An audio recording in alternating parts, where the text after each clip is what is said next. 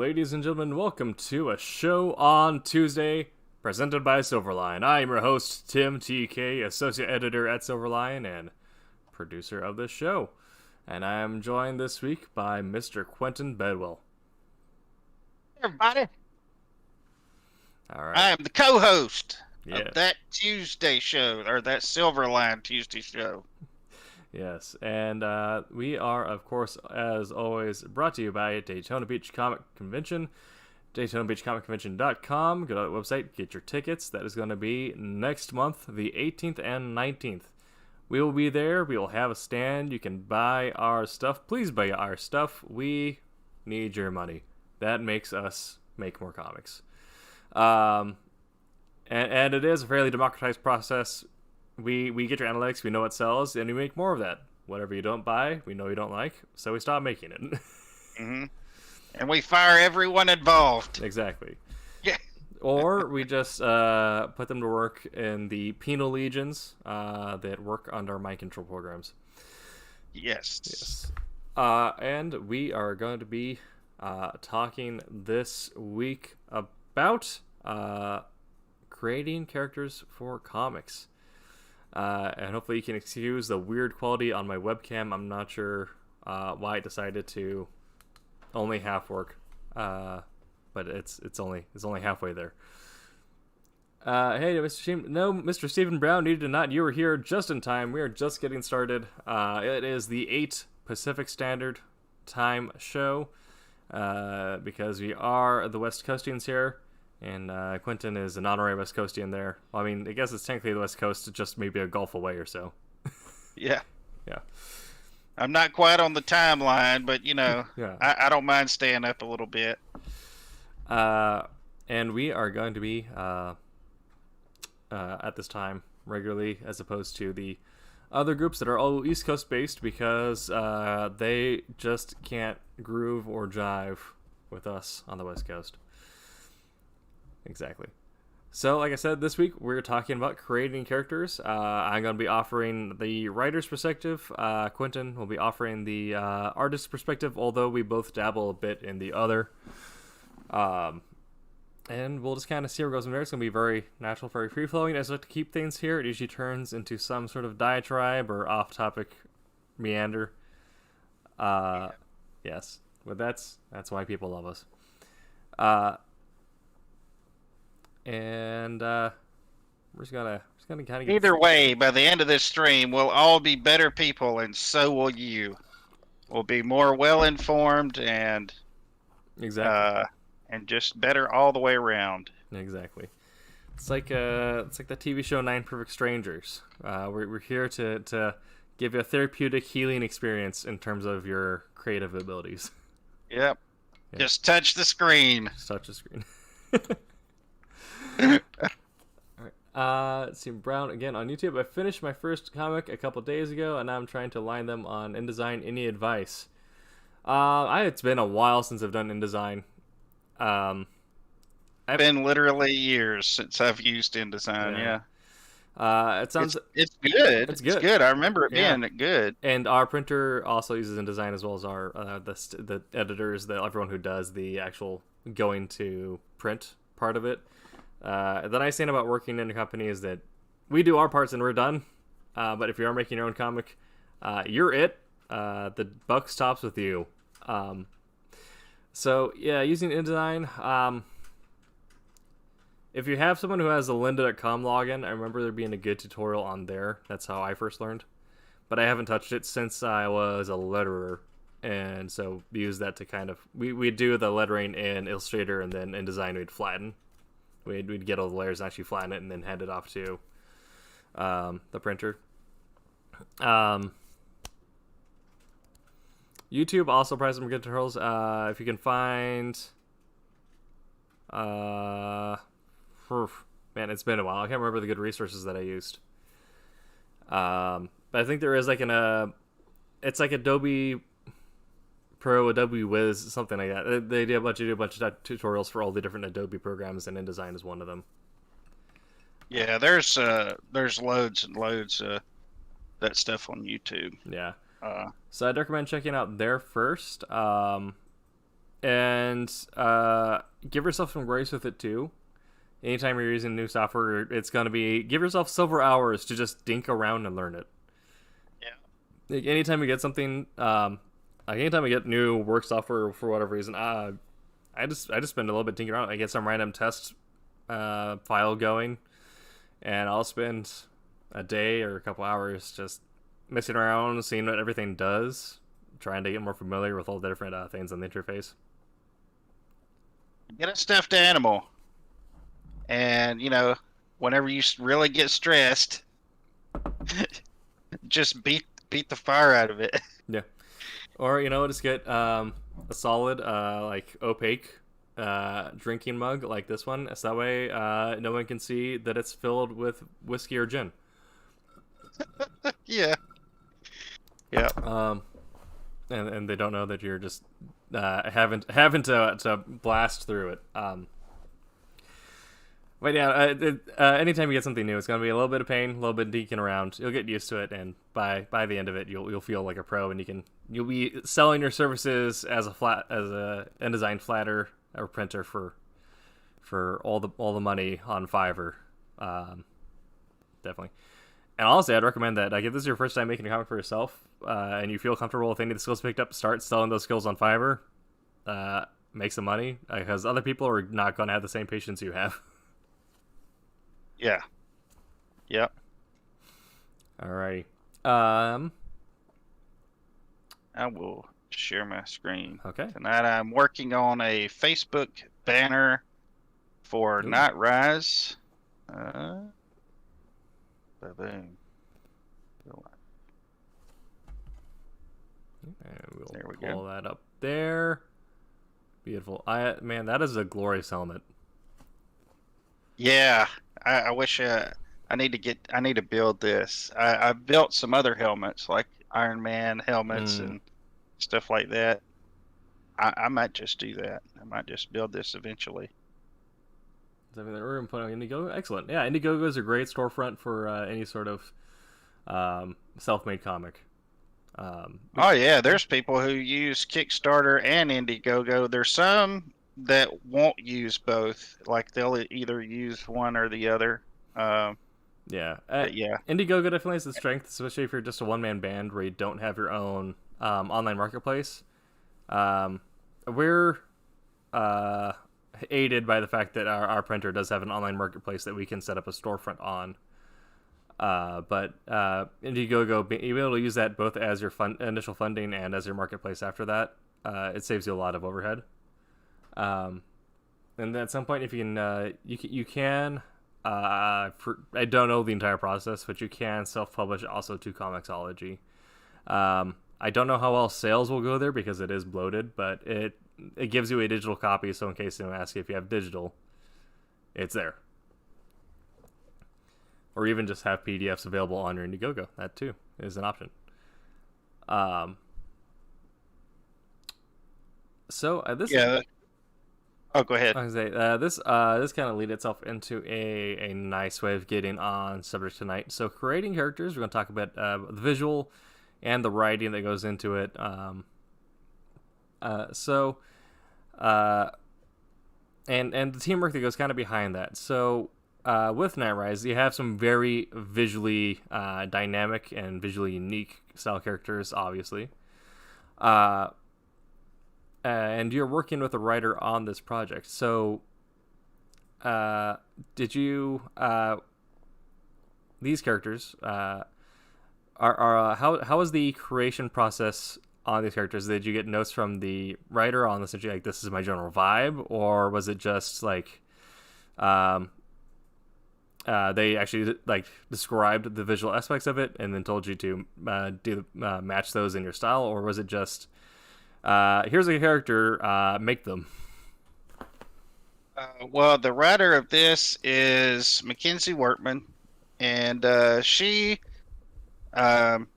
sent me some kind of loose descriptions, just some kind of thoughts that she had about, certain ones. Mainly, what she was doing is telling me what they did, what they were, where they were from, and all of these things that she explained to me in written form just kind of gave me a springboard to make, just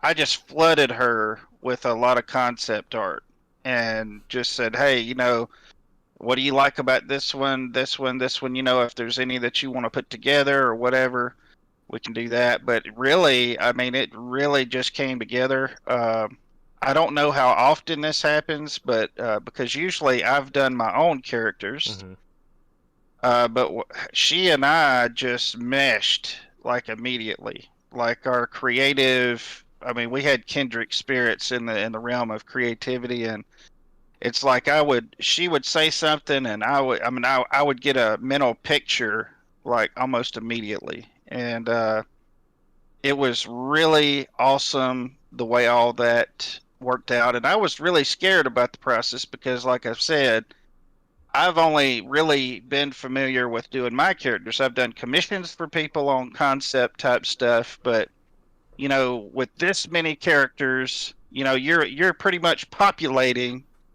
the world that the writer is making.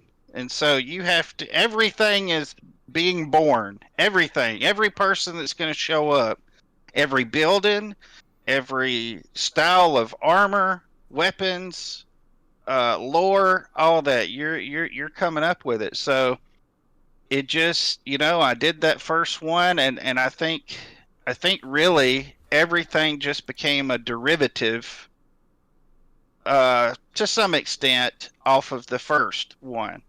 The first human I did, the clothing and all that kind of stuff just kind of branched out. And then whenever I did some of the creatures that are in this book, I did that first one, and everything else just seemed to spring off of it.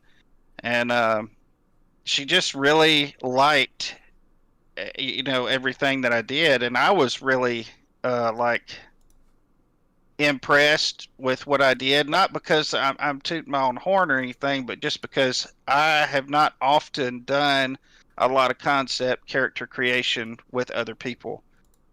And I was really scared about how it was going to go.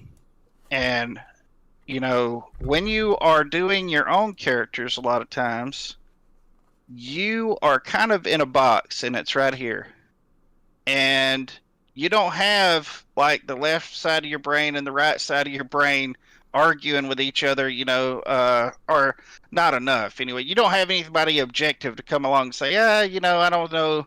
So you have to ask people, and sometimes, I don't know about you, but it's kind of hard for me to get input sometimes. Mm-hmm. Because sometimes I just see stuff one way, and but with this, with two people working on characters, her giving me a little bit of description, me doing the art, it really worked out well because we were able to come up with something that neither one of us could actually say, I did this. Mm-hmm. It was something that came out of both of us. And it was just a really cool process. It was really, really neat how it's happening, not just happen, but happening. Right. So Yeah. usually with me though, I'm very visual, and when I'm coming up with a character, I'm appearance driven. Okay. So usually my characters, it usually starts with I've got characters that started out in a dream Mm-hmm. that I've had, and then they just kind of I just started with a tiny concept, and I may end up with something totally different by the time I'm done working on it, but um it usually starts out with the visual, and then the story gets added. You know, Yeah. that's just me. So, what about you? So I'm kind of the opposite, but I guess that kind of comes with being A writer? a writer first. Yeah. They do have. I mean, I love comics since I was a wee tot, so I do also kind of almost immediately picture what a character's visuals look like, how they look on a panel. But Mm-hmm. the first thing I really get down into is the character's spine, which is if you're pre-writing, a spine essentially serves as an outline for anything that's not, the actual outline. So it's just whatever makes up the core or the backbone of whatever you're describing. So, you might drop the spine of a city, like what are its major economic things, what kind of people reside there. With the character, when you're doing their spine, you're thinking of their core traits, and usually you can distill that into three big traits, and then you'll find the nuance and all the little things that make them feel more human as those traits kind of mesh together. But you can usually think about like the main thing that's propelling them. What's the main thing they want to do, and what would drive that? What's the main thing that's holding them back, and how do they primarily view other people in relation to that? So, you might have someone who is more hopeful, but they're also naive, and because of that, they're a bit more bubbly and open with other people. And then you can kind of go from there and really flesh out how their dialogue would sound, how they'd make specific choices, why they'd make those choices, and just the little niches that kind of fit into like, well, if they do all those things, what if they, also had a weird affinity for dogs or whatever? So they also had like some dog person personality, and you can really kind of build their small features out from there. So when I'm creating a character or doing my part to design characters, that's where I start. My first paragraph in there, in the character Bible is, their spine, what makes them who they are in terms of their personality. And then from there, I'll adjust the visuals that I had kind of envisioned to match that. So with Wolf Hunter, oh, by the way, our credits: writer, creator, Wolf Hunter, writer, co-creator of upcoming, as of yet undisclosed project. I am doing the art or doing the pencil inking for Night Rise, also on Trump's Book 3, and another project that I don't know if it's been announced, so I'm not going to say. That's right. So also creator of board games, card games, and I have published my own comic in the past, but it's years ago. Yes. But anyway. So, working on those, from those spines, then I'll go and refine the visuals to match what I had. And Wolf Hunter, working with AJ Cassetta, working. Now, when you say spines, what do you mean by that? So that's the major features that make up the backbone of the character in terms of their personality. So. Yeah. Their major driving characteristic, or if you're a hero's journey, it's their major positive characteristic. Their setback characteristic, or their major flaw, and then their I call it their social characteristics. You can kind of think of like their charisma score, like how do they interact with people and why do they do that. So if they're bubbly or if they're more stoic, are they domineering or are they more supportive, and because. You might think if you have a big bad, they're going to be more domineering, but, sometimes it's more interesting to have a character like, almost like Mr. Sinister, where they're evil and manipulative, but they're very supportive of people in the way they go about it. So I go from that, refine their visual characteristics. In Wolf Hunter, I gave AJ the spine and the idea for the visuals. He did this a bunch of the same thing where he came back to me with concept art. It's almost like an immediate, like I didn't have any notes back. I'm like, no, that's exactly what I had in mind. That's perfect. With the that was very like cut and dry. With the current book that I'm the co-creator of, the reason I'm the co-creator is because all the visuals are kind of being designed by the artist on hand. So I came up with like, this is kind of like the idea of what would be cool for them to use, or like, this is their style of equipment, but it's very high concept. So they're the one who's actually creating like, what would this equipment look like in this universe, and they're going through and actually creating all the visuals for everything. So where I'm creating the world and the story there, he's really creating the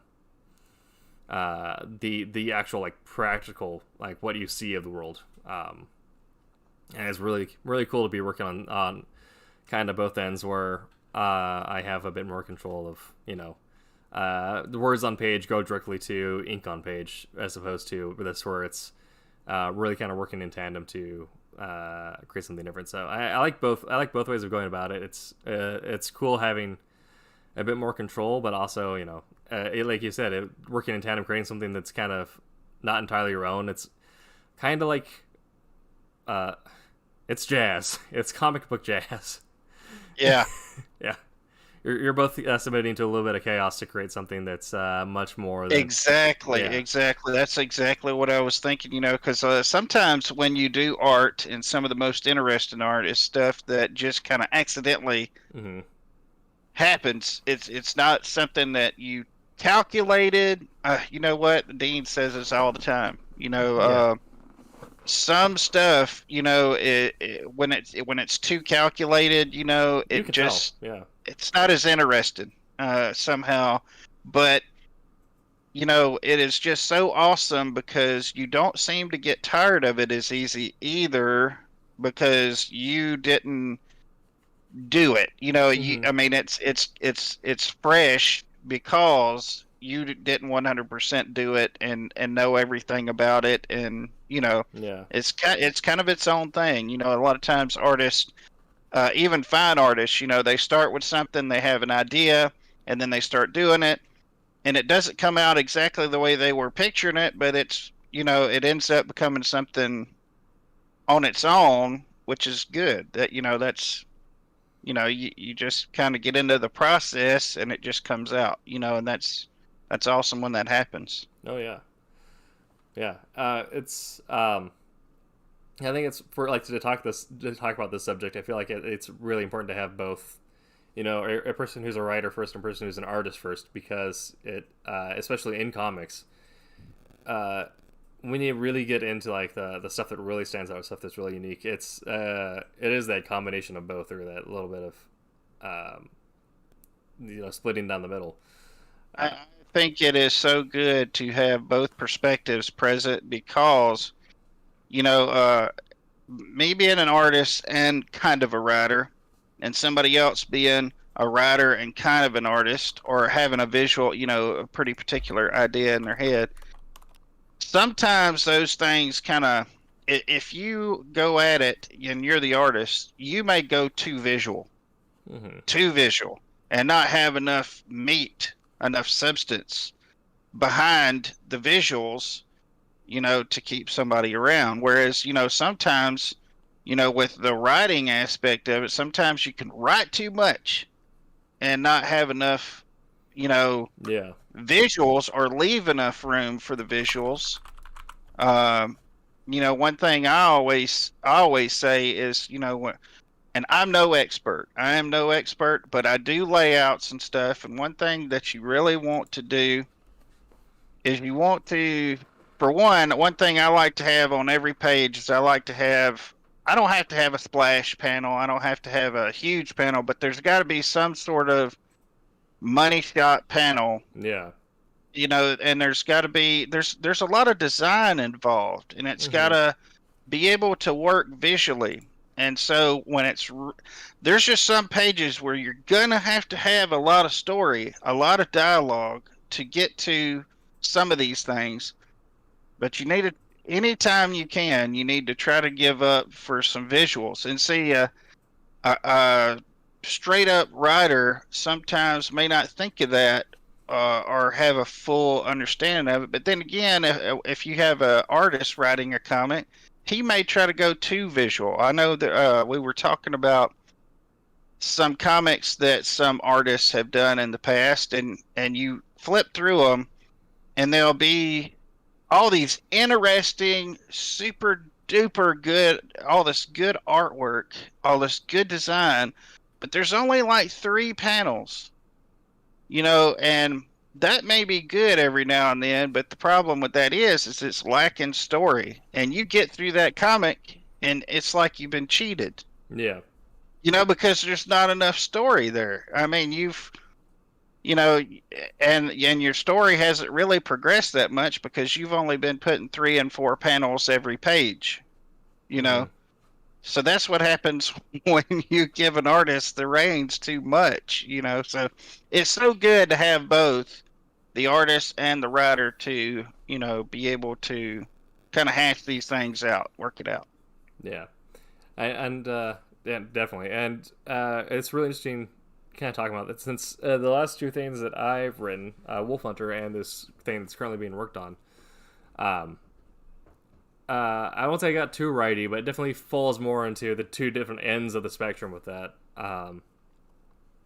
The balance. The balance, and, and that's the way the characters lend themselves to. Also, after you make your characters, you find they lend themselves to certain types of stories more than the other. So, whereas Wolf Hunter is a bit more chewy, there's a lot of like dialogue and development to get through. So it's like a 16-ounce ribeye.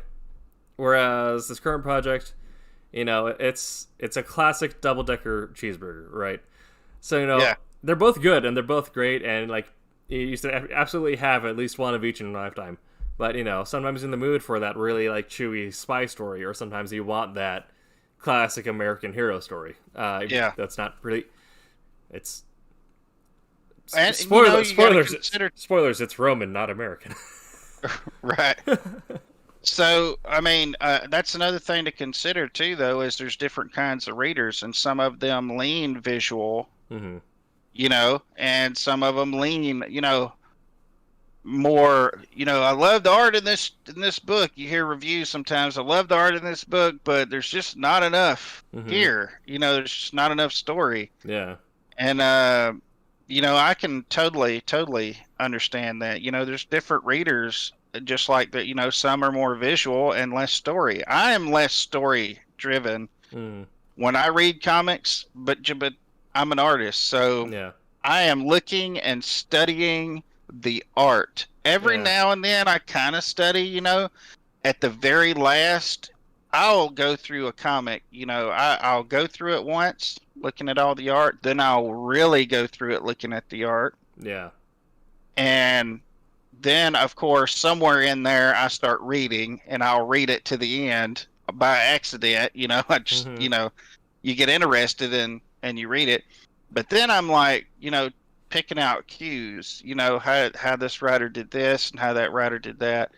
And, you know, some people, but I am visual first. Other people are like, you know, writing first. Yeah. And, Yeah. I definitely think that if you're find that balance of both, and like, even if you're a writer, just doing like your own like little weird thumbnails, it can definitely help. And also, oh yeah, sometimes also the artist does appreciate that because they're able to get more in sync with what you have in mind.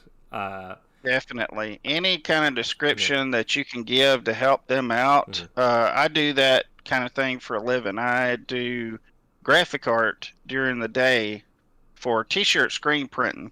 Mm-hmm. And we do college, high school mascots, anything you come to the company with and you say, I want all this stuff, you know, any kind of description or even a picture that you've seen that, hey, you Yeah. know, anything that you can provide is really helpful, because if you just leave it up to the artist, then he's got to pull it out of the air. Mm-hmm. There's no telling what you're going to come up with. I mean, it may look really good or it may not, and he's Yeah. put in a lot of work in because you didn't really, you know. Yeah. And so then at that point, that's where feedback really comes in handy. So when you're working on a team, especially in the creation process, you have to be. I mean, obviously, you want to have like some sort of like decency when you're acting with people, but you want to spread the feedback liberally. It's like bacon bits, pie liberally. You just kind of want to like as much as you can to shotgun out to help improve where you guys are going. Yeah. Yeah. And you got to be able to give a little too. There may be some stuff that maybe you think might be better, and you just got to talk about that stuff. And so far, I mean, there has been just a few. There was changes on some stuff here and there. Make his tail longer, make his tail shorter. Let's see how it looks like this and like that. I don't mind all that stuff. I do that stuff every day. Yeah. You can't get an idea though as an artist and get married to it, Mm-hmm. and because it's got to be able to change, because you're working in a group setting, so Yeah. And the same, probably same way for a writer that's as the well. same goes for a writer, because sometimes you get an artist who'll come back and like say like, what you told me makes no sense, or Yeah. or you'll get, Yeah. or when you're working with your editor, you'll get no back saying like, this character, it's like the way you describe them, they're a non-person, or we'll say something like, this choice does not jive with the person you're telling me they are, or they'll give you some more things on like the way you're creating this person is not the way this person would act in real life, and so really kind of being open to the fact that you have to make changes to everything, and then also it really comes down to also the obviously we're working with like bigger than life people. You have a giant dude with a Mordekaiser helmet at the head of an army of the dead, but there still is, you have to be some level of like honesty or truth to it, and that you have like, to the character, this is what is honest to that character. And so as a writer, you have to be honest to what that character would do. So that's what some people didn't like about man, I'm trying to think of recent studies. The Taskmaster in the Black Widow movie. It's interesting, but it's not that character, and and then the way they executed, they could have made that Taskmaster interesting, but the choices or lack thereof really kind of seemed dishonest in the face of all the different input they're given. It didn't seem like they thought of their own output as very much like they're doing this because the plot demands it. Or like shows and even comics too, whenever they intentionally make somebody suddenly an idiot as a plot device to move the story somewhere else, or to make something happen that wouldn't normally happen, when that character is not that dumb. That character's already proven. I mean, people make mistakes, but right, the character's already proven they're more shrewd than that, but here what we've done is use the character, and I really hate it when they start doing that, because it seems like it becomes like the default for them to go to, to start moving story elements in, is by making them make stupid decisions or something, or all of a sudden they become impulsive and something goes wrong, and now we've got a new problem to solve. It kind of reeks to me of filler when they do that kind of stuff. This is where the filler comes in. Yeah. I was just reading something recently, actually, and they had one like that. I'm like, would they really do that? I can't remember what it was. Probably because I just, intentionally blocked it out of my mind. But and I think that's also where having that character spine really comes in for continuity. Yes. If you work, there's a reason why everyone loves Batman. It's because he's been consistent for 80 years now. Because that's why I think it's funny in these movies where they've got him with all these guns and killing people, and it's like, dude, that's not Batman. Yeah. But the comics, he's been fairly consistent. The reason is that there's a huge Batman story Bible. So I don't think the films get it, but if you work on DC animated or if you work on DC comic, you are required to sit down with the Batman Bible and like make sure that everything is done correctly. And it has Batman's spine, which at this point is like 10 pages long, but it says like, these are all the choices he would make, and this is what informs it. So you're allowed to play within these guidelines because that's honest to the character. But even if it's just something you're working on by yourself, you don't want to do any J.K. Rowling retconning. It is having that spine on hand, and also sharing that spine with your artist and your editor so they can keep you honest. And like, you get notes back like, no, they don't do this.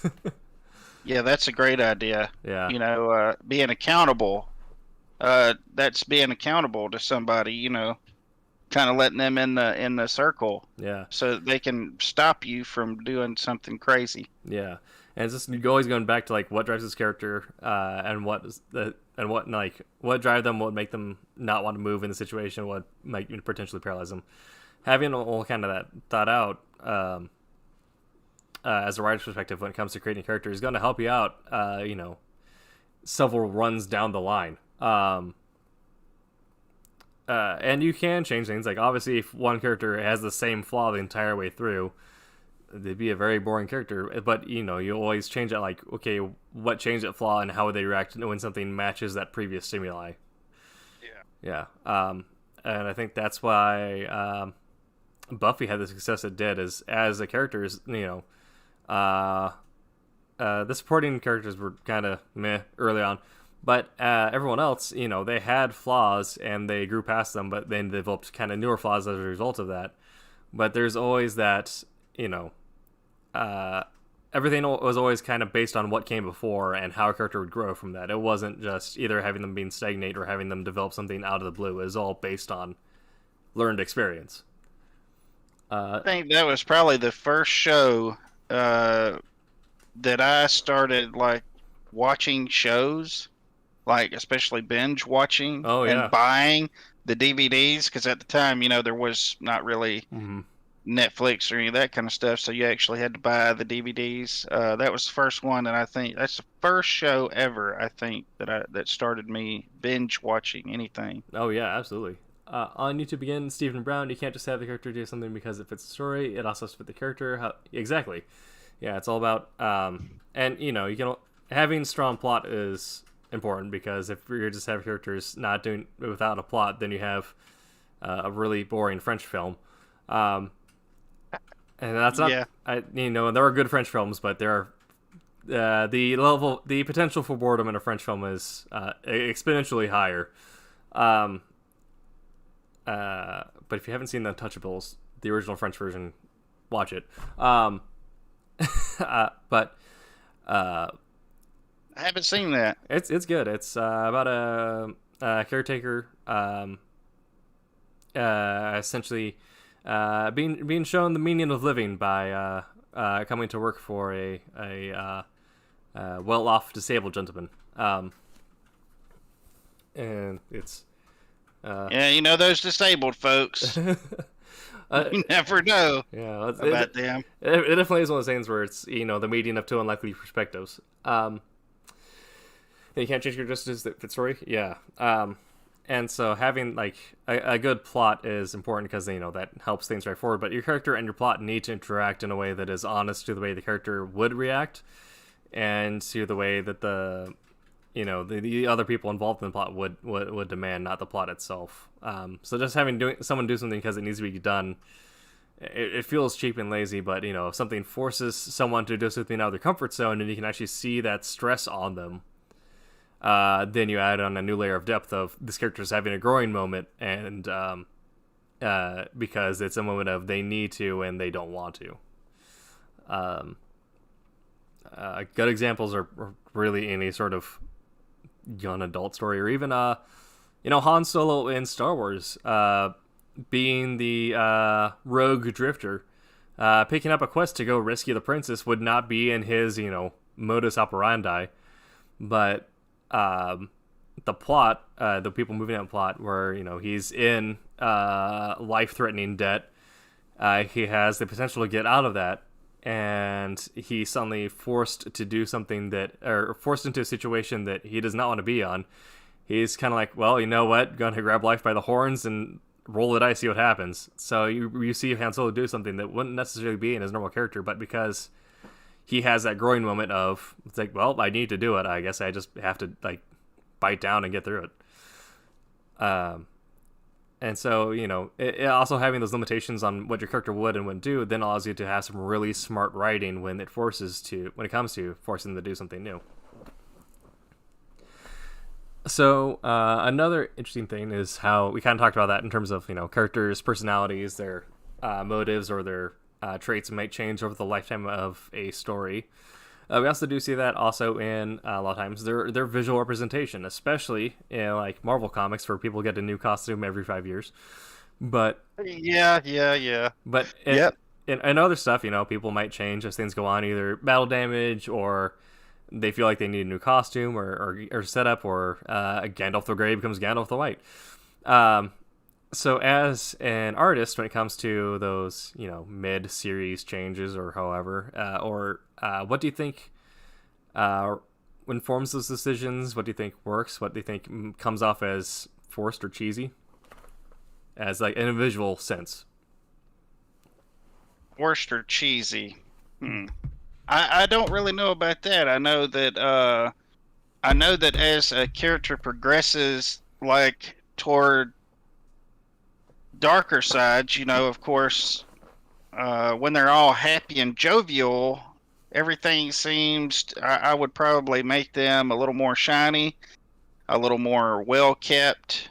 Their clothes or armor or whatever equipment would be cleaner, and uh, but then as they kind of get a little bit more, I don't know, into the darkness a little bit, then things start getting a little worn on their costumes, outfits, whatever. Things get a little dented and broken. Sometimes they, a little dingy, a little grungy. But that's just how I've seen it, or how I depict stuff like that. But as far as cheesy, what do you mean exactly? I was saying, Give me an example. example. Well, I'd say, I don't know if I have exactly off the top of my head, but it's kind of the idea, you might have a moment where a character goes through a significant change, so they change their visual appearance changes in some way. And, if that matches the point, that can be like a really powerful moment where it kind of presents himself almost as a new character. But do you ever see, like, there's moments where it almost feels like kind of forced, like, well, why are you just doing that? Yeah, I kind of get what you're saying. I think probably one of my biggest pet peeves in any movie or show is when they skip ahead and like like they're like this and this side, and then they come back and they're like totally. There's like this huge character progression that went on that you never even saw, and that seems a little forced. I don't know, and I know they did this just because they thought they were going to have more seasons, and then they didn't. But did you ever see the show? It was a Joss Whedon show after Buffy and after Angel. He did the Dollhouse. I actually It's called the Dollhouse. I've only seen a little bit.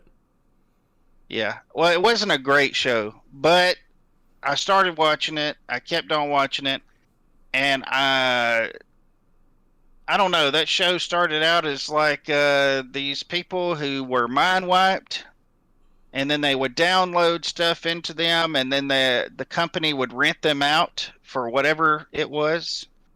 They could be renting them out as an assassin. They could be renting them out as a call girl or a call guy or whatever.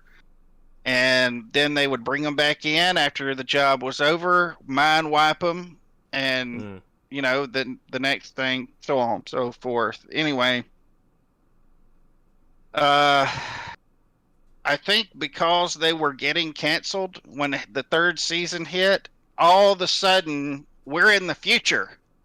Oh yeah, and like it's 10 years later, and it's like, what? You just come on, man. You just should have just cut it off, went with the stuff that you were doing, and it just went way off the rails. The whole thing was just forced, and I don't even know what the guy was thinking, but I mean, nobody, when they came back for the third season, was who they were, in the first two seasons. So it's pretty much like watching a new show.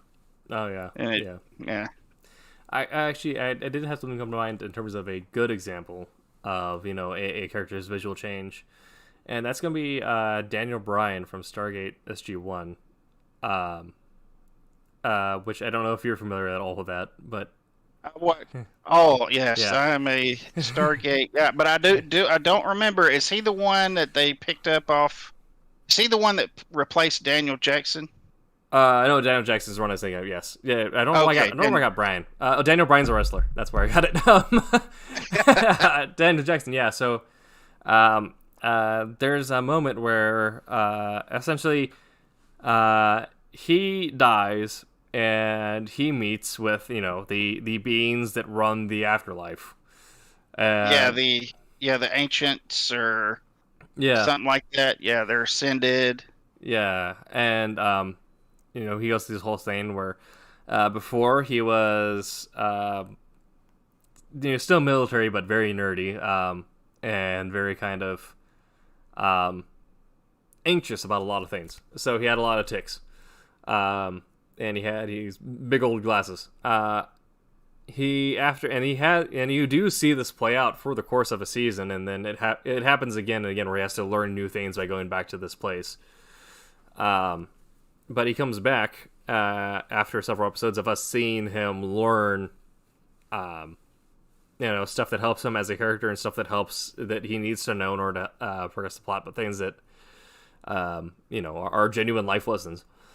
And he comes back, and his wardrobe has changed. It's much more, it's less military style bulk. Military. Yeah, it's more so kind of open roby type stuff most of the time.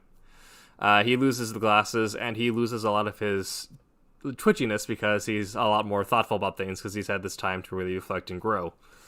And I think that was a really well done change because it wasn't super drastic. He didn't come back glowing in white. It was just kind of a subtle change of wardrobe and a slight twist of a characteristic, and it had a lot of build up to that payoff. So it made sense in the way it presented itself.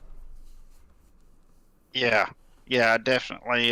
If they would have pushed him any faster down that road, though, it would not have been good because he had to come a long way from where he was. Because the Daniel Jackson in the movie, they pretty much they pegged him pretty good in the TV show. Yeah. Whenever they, of course, switched from James Spader to what's his name? That's David Shanks, I think his name is something like that. Yes, Shanks. Yeah. And he did a really good job of bringing that character from the big screen to the small screen. But yeah, he still had all those tics, as you called him, and he was a bit nerdy, bit smart, and and then by the time that show is done, what is it, 9, 10 seasons, something like that.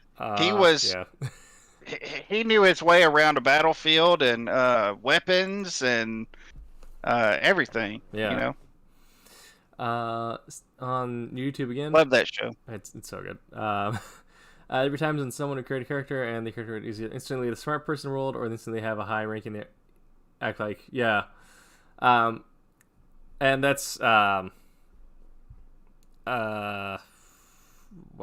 That's a Mary Sue trope. That's a character trope called a Mary Sue where they come in just and they're the pinnacle of everything they could need to be in that universe. That's why people didn't like Rey in the new Star Wars, is she popped in immediately more skilled in the Force than Luke or Anakin was after years of training.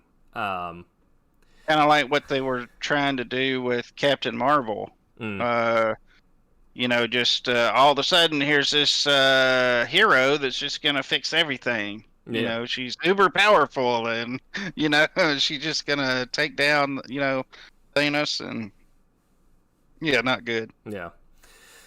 For those or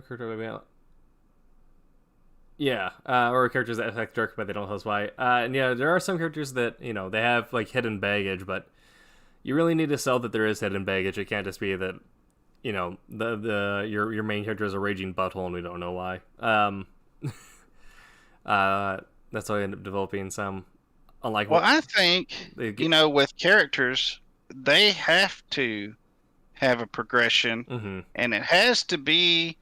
It doesn't have to be slow. If it's done right, it can be sped up at times, but because people care about those characters, they like the character, they like everything about the character, so you can't suddenly change stuff about the character because it ceases to be the character that they liked. Yeah. So when you do it too fast, you lose people. They're like, I'm done with this. That's kind of why I just got to where I got probably 4 seasons and then a couple here and there shows of Walking Dead because I just couldn't stand it anymore. There was Mm-hmm. just too much, you know, from way over here. Some people love that, from way over here to all the way over here. First we're trying to help people, and we're even killing our own friends because they're the way that he ended up becoming. I'm talking about the main guy. I can't remember his name. Oh yeah. Um, Rick Grimes yeah. killed his own friend. His own friend was what he ended up becoming by the 4th season. I just, I don't know. But people have to experience it, and it has to make sense when they grow and when they change. And they'll stay with it as long as that's, as long as that's the case. But if you start trying to push things a little too far, too quickly, then it ceases to be the character that they love, and so they don't really have any skin in the game anymore. Mm-hmm. Yeah. One of the one of my most recent experiences with characters that have are really well done progression that's not as long is actually Far Cry 5. To start playing through that. But Played 3. yeah, 3's good. But I played through 5, and a lot of the mission givers, you only really interact with them with like 2 or 3 missions in an area before that kind of wraps up their storyline. But the writing for them is just so well done that like you really get to know these people in like the little bit you talk to them. And so there's one character who you do 2 missions for, and then things work out in a way that they end up dying.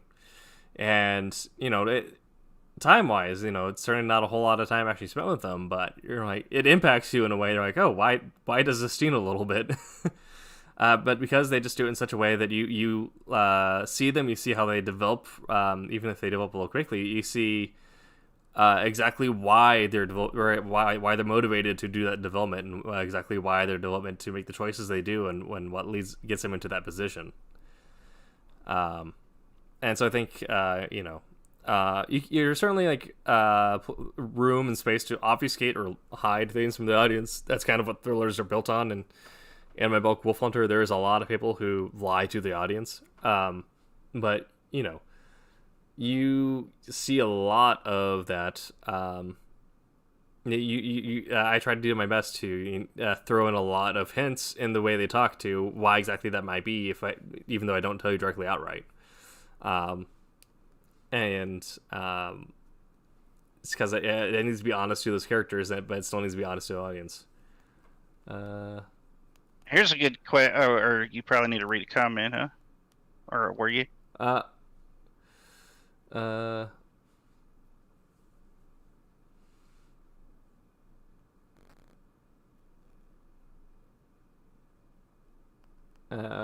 comment on there. I'm not exactly sure who we're talking about. The commander who belittled the pilot in Star Wars.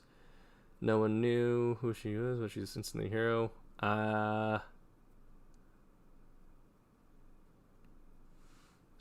Yeah, I'm not exactly sure who that is, but anything like that where there's. Was that Odo, whoever or Holdo? Yeah, I mean that entire movie there was no there. Was it The Last Jedi? There was no character development. It was just people who existed in one space and did things, and then, yeah. Yeah, that whole thing. I am not even like a schooled writer, but Yeah. holy moly, man, there's so many mistakes. That's what I was fixing to ask. What do you think when a character you love just gets unceremoniously killed? Mm-hmm. I mean, that is awful. Yeah. I mean, yeah, it depends, because I think there does need to be a little bit of like build up to it, but in terms of like doing that well, I think you can have a quick or unceremonious death of characters you know and love if you do it the way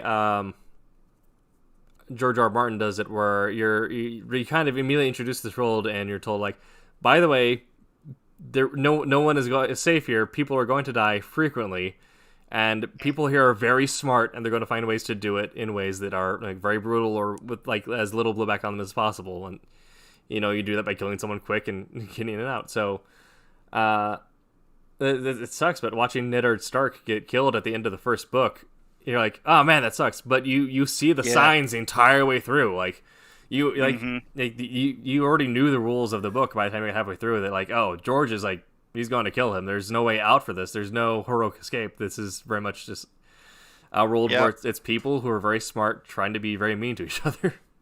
And I don't mind, a good, but you remember, with Ned Stark, his death kind of, it had a lot of consequences, Yeah. But then when they just like kill somebody off, and then that's, oh, well, they're dead and we forget about them. Yeah. It's like, that is not a good, send off. That's not a good, that's what I call just unceremonious, just killing somebody for the sake of killing them. Yeah. It's, like their death really just doesn't mean anything. Yeah. And I hate that. Yeah.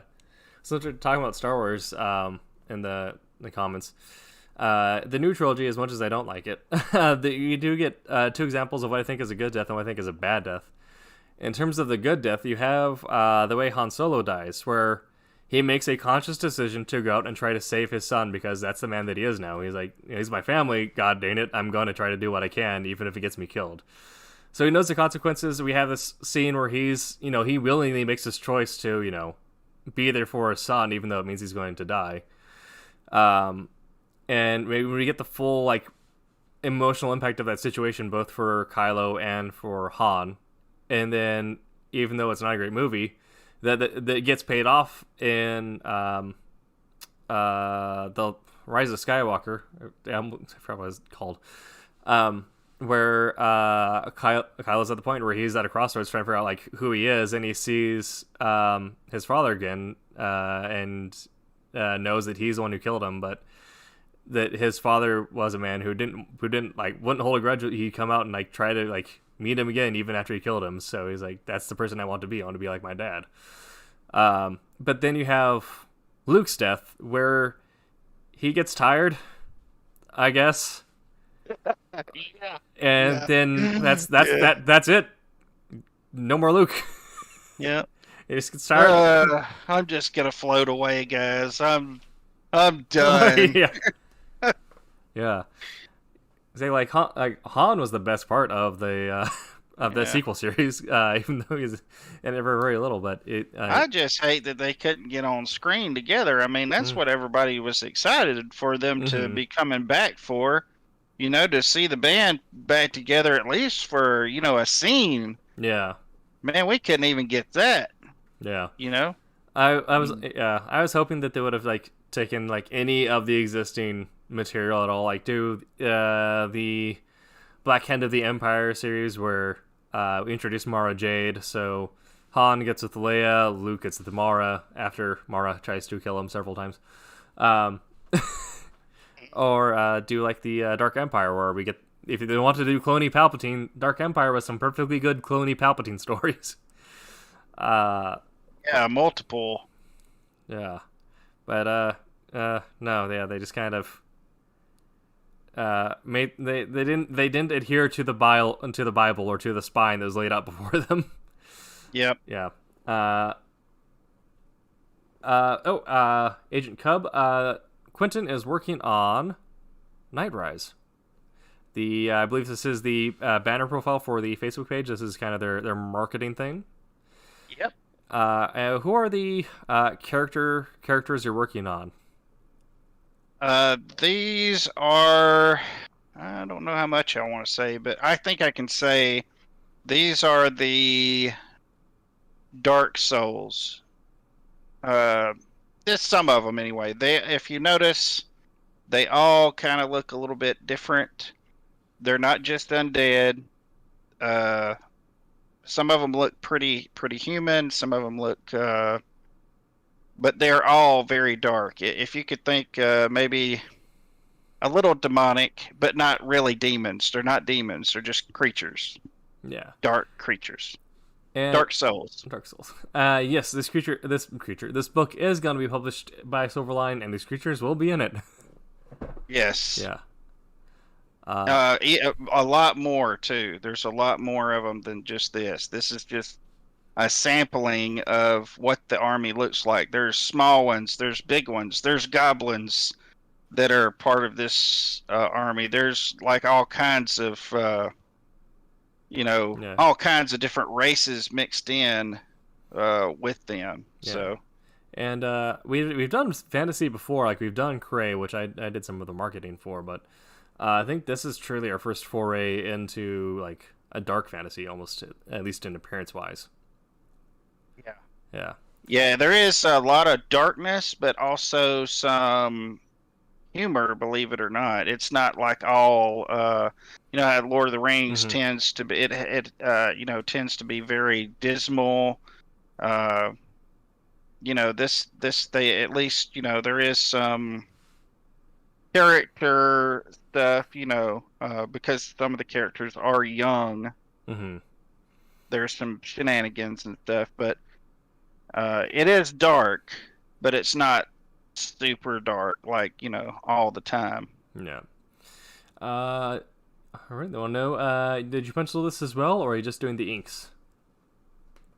I did the pencils and the inks. You notice my pencils are very loose. Mm-hmm. And that's one of the good things about drawing digitally is you can erase your ink marks. So I pretty much just do something like this, and then I pull out all the details when I'm doing the ink. So, because you can erase the ink so easily, it's just not a issue at all. Whereas, if I was doing this traditionally, it would just be a nightmare. Oh yeah. Once it's on the page, it's done. You gotta commit. Oh yeah. There's no going back. Well, that's how he looks. Yep. Yeah. Cat's doing something right there. So yeah, I'm very excited for this story. So we have been talking about character creation for comics from the writing perspective, from the art perspective. We talked about the initial creation, kind of some of the thoughts that go into that, as well as the, maintaining that character identity as, the character progresses or ages and time goes on. So since we're kind of talking about, different flavors of genres such as fantasy or dark fantasy, obviously you're going to have characters kind of fit similar archetypes, but have different flavors therein. So someone might be more the the manipulator type character, but they might be more imposing and like physically prominent, such as Mr. Sinister, or they might be a bit more nondescript or kind of very plain and like kind of the chameleon style manipulator, kind of like Lex Luthor pre-robot suit, or Kingpin, who's a little bit of both.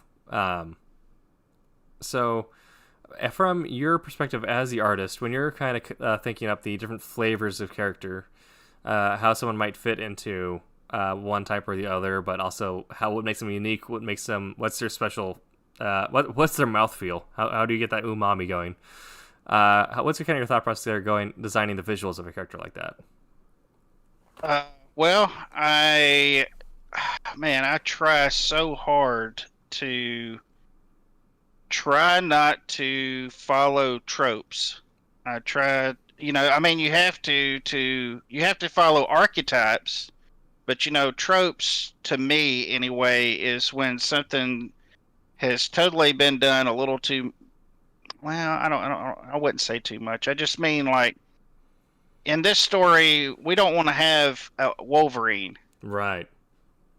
Or Sabretooth or Superman. We don't want to have, but a lot of times some characters may try to, take that position, or like these shows on TV, there's always I was watching a video the other day about the CW shows, how that all of them are set up the same way. They have the brains, which is always some awkward, geeky nerd, that's super smart, and then you got the more athletic or military guy, and then you've got the brooding type hero, And they showed Arrow, and they showed Flash, and they showed side by side the characters.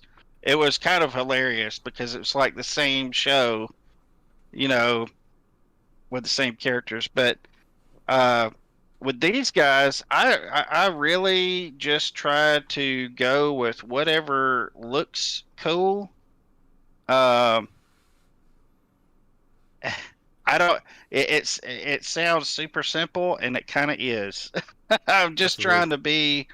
I'm just, I do something that really looks cool. I am focused on the visual, and of course, because Mackenzie is the writer, I try to just take whatever she gives me and try to make it look as awesome, as I can. What looks awesome to me? I don't know what looks awesome to others, but I know this is the kind of thing that I've wanted to see. Mm-hmm. Uh, Sometimes I watch stuff and I just think, man, if they could have just went a little bit further, with this or that. This is a good concept, but it just didn't really go all the way. But I mean, I still like it, but so really, that's all I can say is just whatever looks cool, and is what I try to do. Yeah. Because this is a visual medium, and this guy right here, he's kind of like the head of stuff. So obviously, he's going to be bigger and a little more kitted out. You know, these guys are more the minion type, soldier, infantry, whatever. And I've just decided I'm going to do them all different. That way, there's no samishness to them.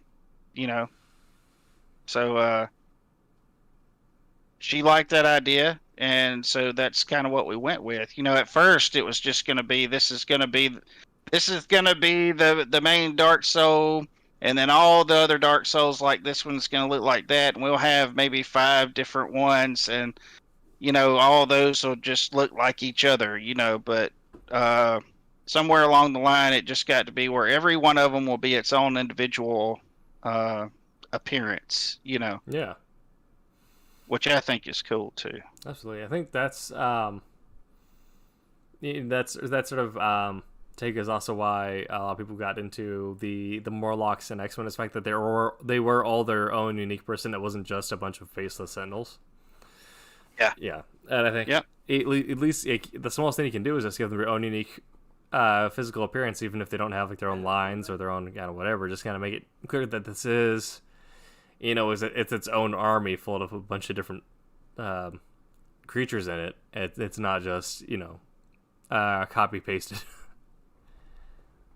Well, it'll be very obvious that these guys are Dark Souls. That sometimes that's a consideration you have to make, is them getting mixed in, because they all look different, them getting mixed in with other people. But these guys, probably one of the defining traits that they all will share is kind of like the armor and weaponry type, and some certain cues that that this is part of the Dark Souls, because it could be designs on armor. It could be, I don't know if you notice, like these weapons here, kind of how they're shaped is kind of, everything is kind of sharp.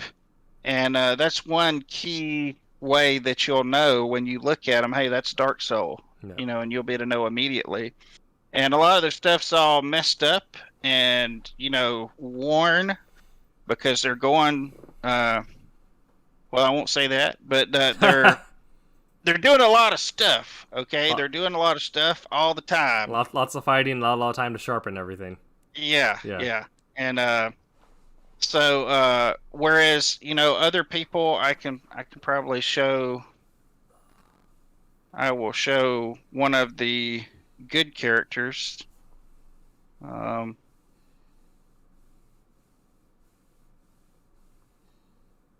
And this is, let's see, no,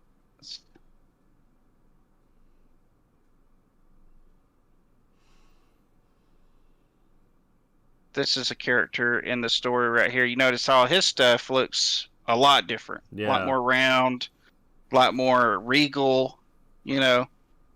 So, so yeah, these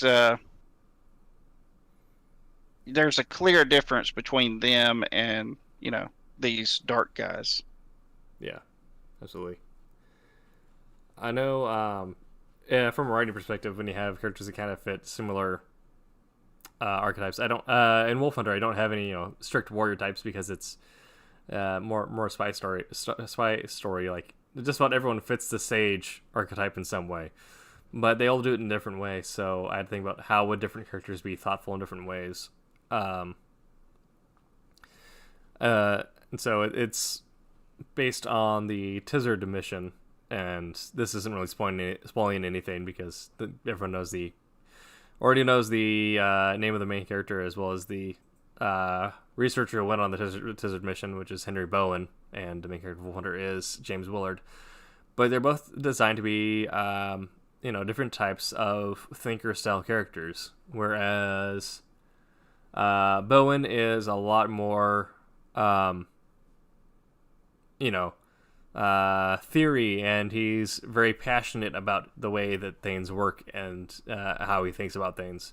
So he's a lot more bubbly, and I make a joke about he's very Welsh because the Welsh people are known for kind of talking and rambling and being very kind of friendly immediately once you get to know them. But Willard is before he got brought into British intelligence, he's a fighter pilot. So he's very cool, calm, collected under pressure. He speaks when he needs to a lot of times, but most of the times he's thinking and analyzing in his head. So we see that they will vocalize different about different things in different ways. And where one thing will frighten Bowen, Willard will be fine with it. And where Willard may get lost on some technical aspects, Bowen is more than happy to explain it all. And so there are different ways you can wait for Wolf Hunter. Yeah, so I can't wait for it. There are different ways you can talk about. You can have people who fit similar archetypes also act differently as the writer. You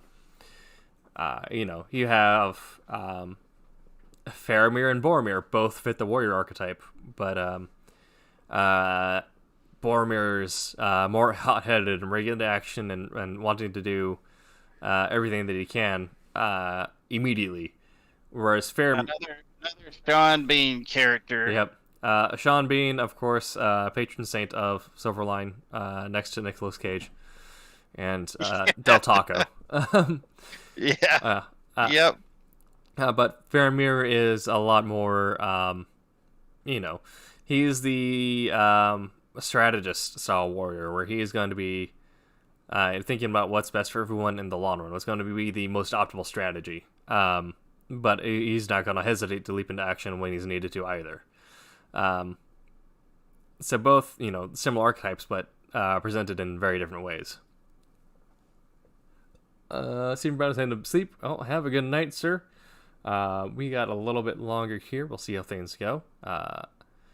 And then thanks for coming by and commenting, talking with us some. Absolutely, yeah. Thanks for commenting. Everything you put in the YouTube chat does go to help the algorithm. It does. Yep. All right. Remember to also like, subscribe, share, tell all your friends about us. If you have access to your roommate's Alexa, just start playing us in the background. Yep. That's what you should do.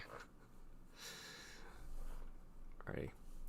So we are about at the end of what I have pre-prepared, so I'm going to open up a little bit here. Quentin, when it comes to character design, either going over again what we already talked about, or if you have anything else you want to add, what are some things that you think about when it comes to designing characters, visually or as any sort of way, visually, writing, whatever?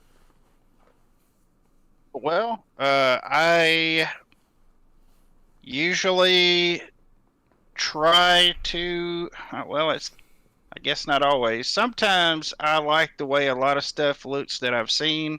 Sometimes I make a mishmash of it, but a lot of the times I try to do something a little different. Um, so I try to make things a little different. That way it is unique. Um, and it can be separated easily from other stuff. As far as like color, that's a big Mm. thing. Um, I think that the job that Jim Lee did back in the '90s with the X-Men, Oh yeah. the colors were just, I mean, amazing. The way they were distributed. I mean, he lined these guys up, or they did, and they did the colors based on that, you know, how they look together, not just how they look individually. I think that's such a cool idea. And ever since I heard that, you know, anytime I have an opportunity to do that or have to do that, that's the first, that's my go-to. Is, you know, if you got a group, you need to look at the designs as a group and not just individually, and then put them together. You know, because it does make a difference. You know, it does make a real difference with people. I know with me it did. Yeah. Whenever I see, I mean, they just, you know, their costumes and stuff, and putting their figures together, they're just bleeding awesome. You know, appearance wise. But that's pretty much it. You know, I thought that was really good. That may help somebody. Yeah, absolutely. We have something we didn't really talk about too much is creating the ensemble, and obviously comics feature a lot of ensembles. Although now with a lot of things being more indie, we're seeing a lot more focus on individual persons. Um, Hmm. but creating an ensemble from the writer's side, um, it's that same thing where you have to think about it as the group. You can't just have a group of Wolverines. I mean, it's certainly fun Yeah, for it's fun for a one shot if you just want to have like Murder Fest, and that was that one shot where it was just yeah, Cable, Deadpool, Warpath, Domino, like everyone who had no qualms about stabbing someone. yeah, yeah, um, but that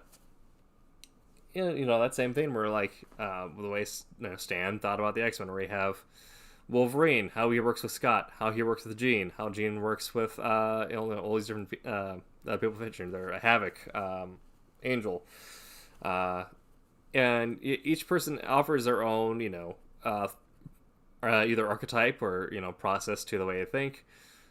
So you can certainly have two warrior types if they have them but if they present themselves differently. But having two hot-headed warriors, it's gonna be if you ever play D&D, you know that it's a nightmare to get anything done if you have two hot-headed barbarians in the party. yes, yeah.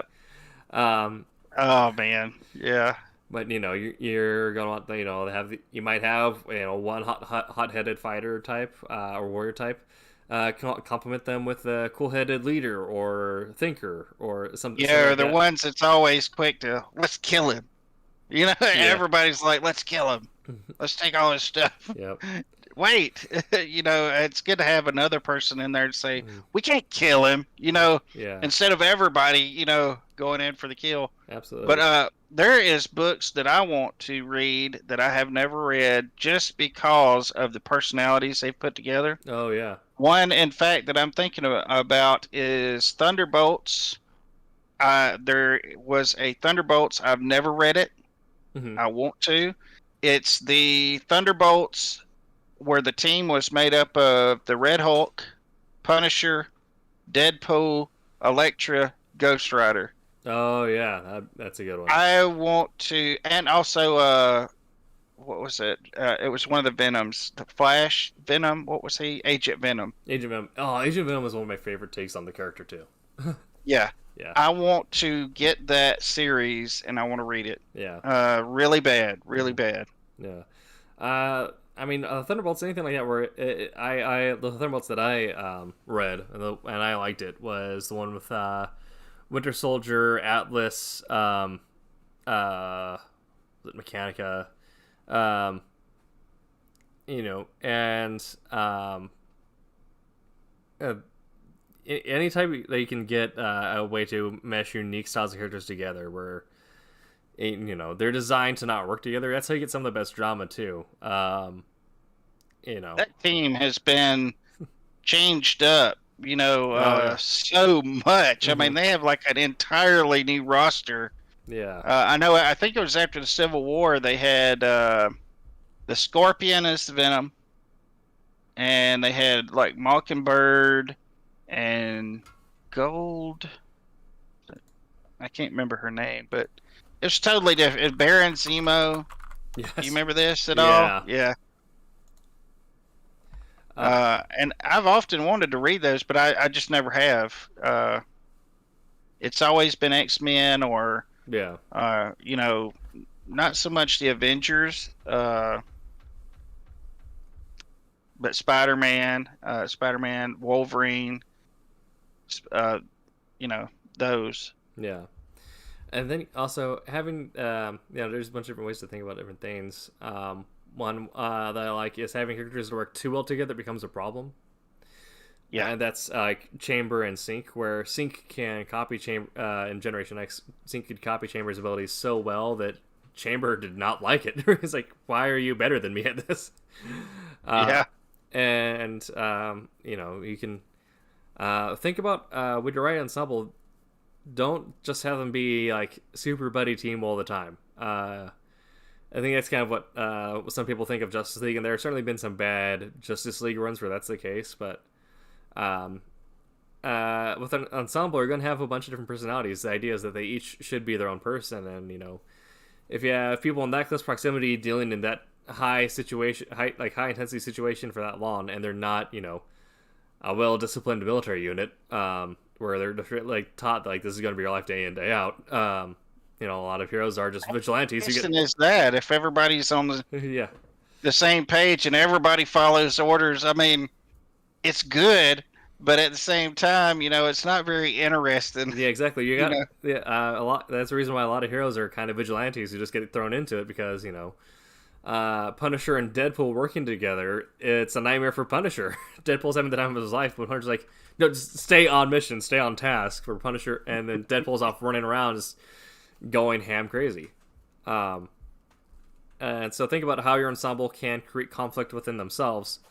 And that also allows you to, fill up more space if you're one of those people that has issue writing to length where, you get your A plot written out and you realize that it's 15 pages. We could have 5 pages spread throughout where, 2 people on the team are not jiving. And that also allows for more focused character growth because, typically that's going to come directly from their character flaws running head to head. So ideally, by the end of the run or whatever, both characters learn a lesson and work on their flaws a little bit more. And that way you also get kind of that reward and that, you see characters work on their growth throughout the time that you as a reader spent with them.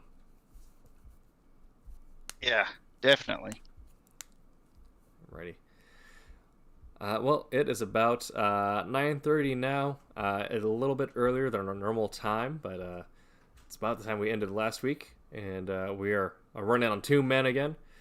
Yeah, I think that's good for two men on board. Absolutely.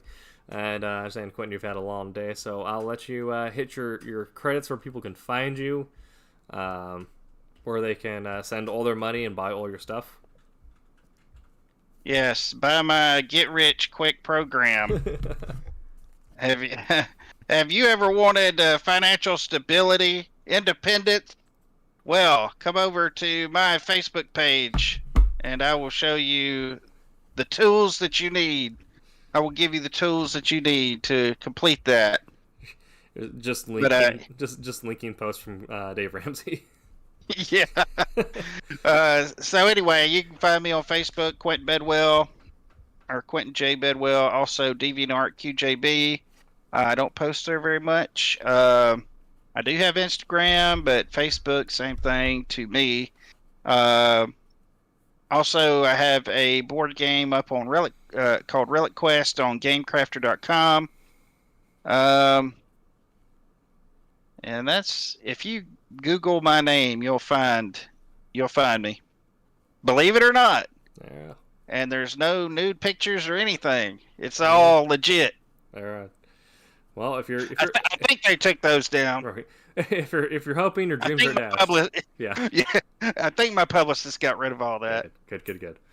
If you Google my name, you find Tim Takahashi, who was an ESPN sportscaster. So, you can find me on all the social medias though at TimTKWriter, and look out for Wolf Hunter coming out later this year. You can also find me in about 10 minutes on my Twitch stream, Aggro Bacon, where I'll be streaming the new Destiny season for a few minutes here before I head off to bed. Something as well. Also on Facebook, go over to Nightrise. Check it out. This is what I've been drawing tonight. You'll probably, by the time you get over there, you'll probably see this banner up. Just give you a quick preview. That's oh yeah. So yeah. Very nice. Alrighty. You'll get to see this piece of art complete. Good show, Tim, Mr. Tim. Thanks, Mr. Quinn. And to everyone out there in cyberspace, remember, we'll be on this channel. Well, we won't be, but other people will be. Wednesday and Sunday, 8 Eastern Standard Time. We'll be back Tuesday at 8 Pacific Standard Time. Go up and support them. I mean, they need help. I mean, they're not us. They're not quite as good as us, but go give them some love. They try. They don't have the same robust and tangy mouthfeel. That's right. Yep. And we will see you next week. Until then, make mine Silverline.